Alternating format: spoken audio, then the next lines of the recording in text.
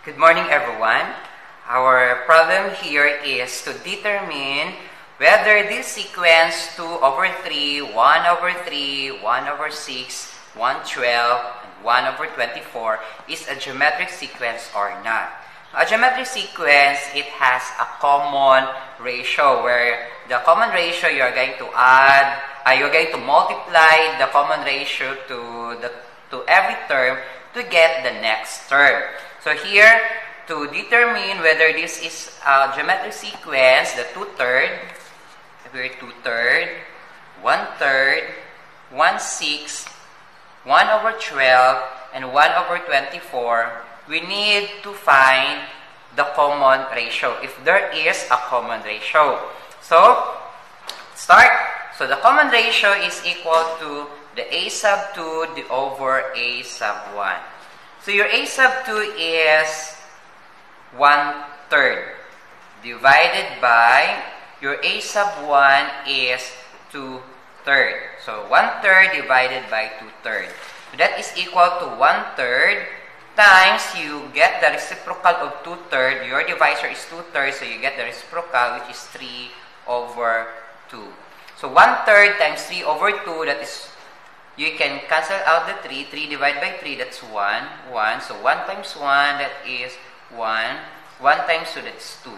So, your ratio is 1/2. So, let's have another ratio. We have the a sub 3 divided by the a sub 2.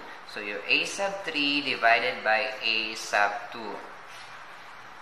Okay? So, pag kukuha ka ng common ratio, you divide the two consecutive terms. So, the a sub 2 divided by a sub 2 divided by a sub 1, a sub 3 divided by a sub 2, a sub 4 divided by a sub 3, a sub 5 divided by a sub 4. So, your a sub 3 is 1 over 6 divided by 1/3, which is your a sub 2. So, 1 over 6 times the reciprocal of 1/3 is 3 over 1. So, that's how you are going to divide.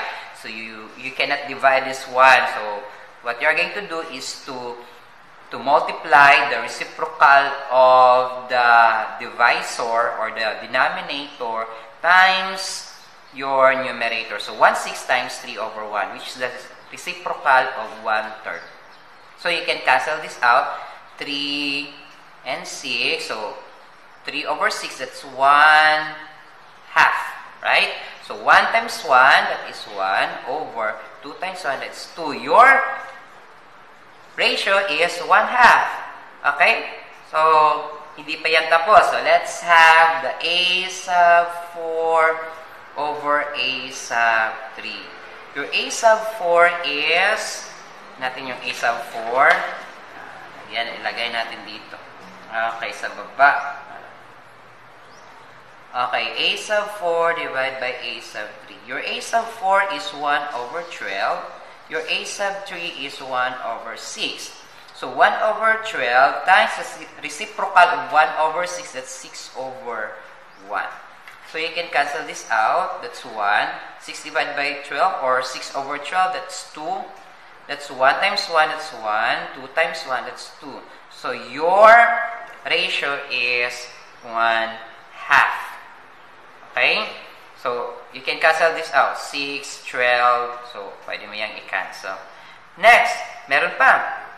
Okay? So, meron pa tayong, we have here, R is equal to a sub 5 over a sub 4. Meron pa tayong 1 over 24 divided by 1 over 12. That is equal to 1 over 24 times, ano, reciprocal ng 1 over 12?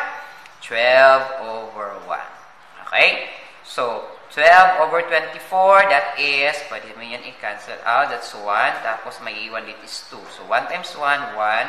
2 times 1 is 2.